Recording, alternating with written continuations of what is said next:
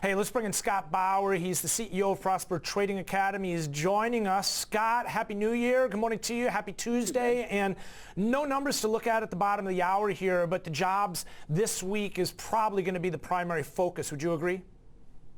Yeah, it definitely is. You know, we have much of the economic background, if you will, behind us. Really, just the jobs, and then maybe a look back at how the consumer really did during the holiday season. We're not going to get that, till next week.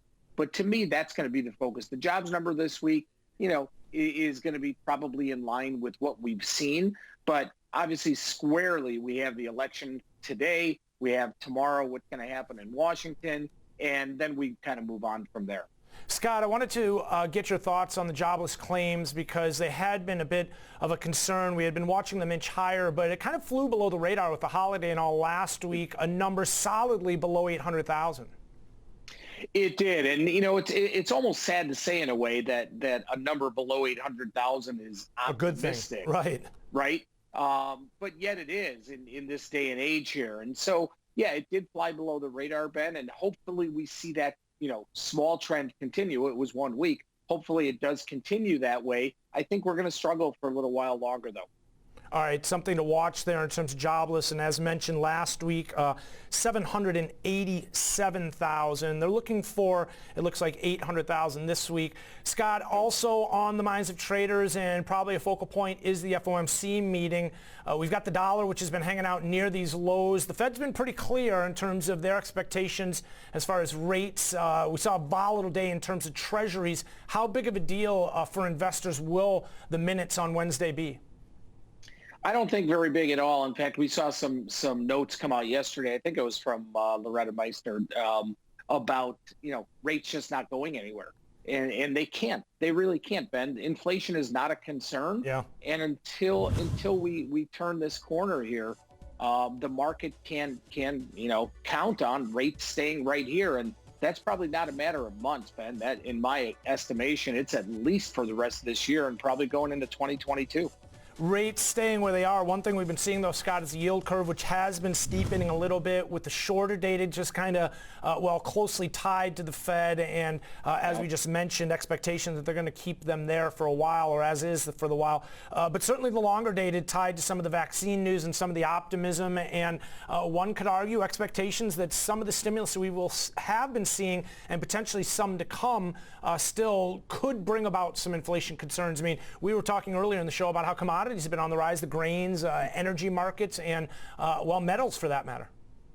No doubt about it. And I think that's not just a hopeful or optimistic view. I think that's a realistic view that later in the year, third quarter, maybe fourth quarter, yeah, we hope to see that uptick. But as the Fed has said over and over repeatedly, they're going to let that number run. They've kind of revised their scale there. And they're going to let that number run, and inflation is going to have to get really kicked into gear before they react to it at all.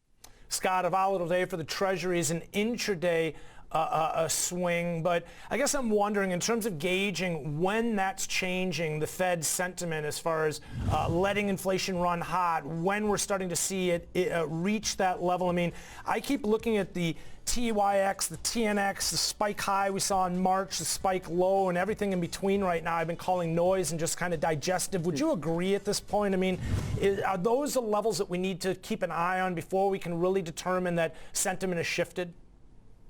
Yeah, I think if you look at the 10-year especially, the 1% mark is really just a psychological number. Mm-hmm. To me, I don't think the Fed's going to be concerned whatsoever until we maybe hit somewhere around 1.2, 1.25. Then they might start talking about, the economy's starting to pick up. We do have to think about inflation here. But Ben, we've been stuck in this, this range for so long here. And again, to me, that 1% level, which we've tried to breach a few times there, is really more psychological than anything else. Sure has been, it seems like. Scott, I want to get your thoughts on commodities here. Crude's been bid into near the $50 level, but it's slowing a little bit into the new year.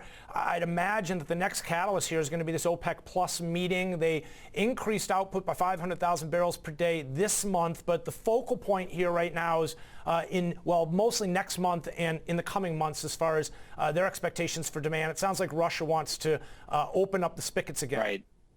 Yeah, they do. Russia wants to open up the spigots. The rest of OPEC Plus is being OPEC is being very, very cautious. I mean, the notes, the commentary coming, from them is really that it is still a demand issue. It's not a supply issue. It's a demand issue. And even with the vaccination and even with, hopefully opening up here, the main leaders in OPEC don't really see a big uptick in demand over the first or second quarter of the year. So, this spike up, and I'm going to call it a spike up because it really has been a nice move higher in crude here.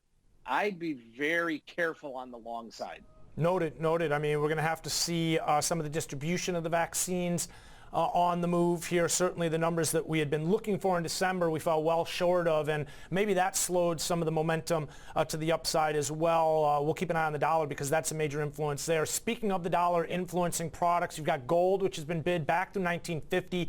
Copper remains very strong, an indication of some of, what you were just speaking to in terms of that demand narrative. Can you tell us what you have your eye on as far as some of these precious metals in relation to the dollar, or just as an indication of what's playing out here in terms of the economy here in the U.S. and globally? Sure. I do think we're going to see a continued bid in gold. 2000 is probably right around the corner.